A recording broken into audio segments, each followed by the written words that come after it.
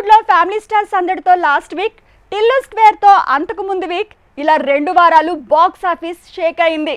ఈ వారం మాత్రం లో బడ్జెట్ ప్రయోగాలతోనే సరిపెట్టుకోవాల్సి వచ్చింది. గీతాంజలి మళ్ళీ వస్తుంటే లవ్ గురువుగా మారాడు కోలీవుడ్ బిచ్చగాడు. ఇక ఈ వారం బాలీవుడ్ నుంచి అక్షయ్ బడే మియా చోటే మియా వస్తుంటే పోటీకి దిగబోతోంది మైదాన్ మూవీ. ఇలా ఈ వారం బాక్స్ ఆఫీస్ లెక్కలు మారేలా ఉన్నాయి. ఈ వారం పూర్తిగా లో బడ్జెట్ మూవీలతోనే థియేటర్స్ నిండిపోబోతున్నాయి. అంజలి గీతాంజలిగా మారి మళ్లీ వస్తోంది. గతంలో హిట్ అయిన మూవీకి సీక్వెల్ గానే ఈ సినిమా రాబోతోంది. ఈ గురువారం వరల్డ్ వైడ్ గా విడుదల కాబోతోంది. ఇక ఈ వారం లవ్ గురుగా మారాడు కాలీవుడ్ బిచ్చగాడు. మృణాలిని రవితో కలిసి విజయ్ యాంటోనీ చేసిన లవ్ గురు ఈ గురువారమే రాబోతోంది.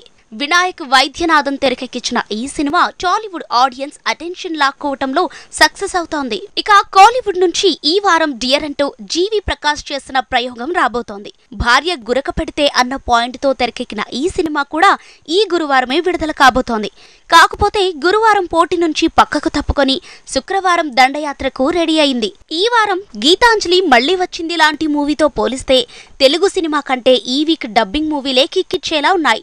2 తమిళ్ మూవీలు, 2 హిందీ సినిమాలు ఈ వారం టాలీవుడ్ బాక్స్ ఆఫీస్ మీద దండెత్తనున్నాయి. అందులో అజయ్ దేవగన్ సినిమా బుధవారమే వరల్డ్ వైడ్ గా రాబోతోంది. పీరియాడిక్ బయోపిక్ గా దూసుకొస్తోంది. అక్షయ్ కుమార్ టైగర్ ష్రాఫ్ కాంబినేషన్ లో తెరకెక్కిన మూవీ బడే మియా చోటే మియా ఇది మైదాన్ కి పోటీ అన్నారు. ఈ బుధవారమే రిలీజ్ అన్నారు. కానీ గురువారానికి వాయిదా వేశారు.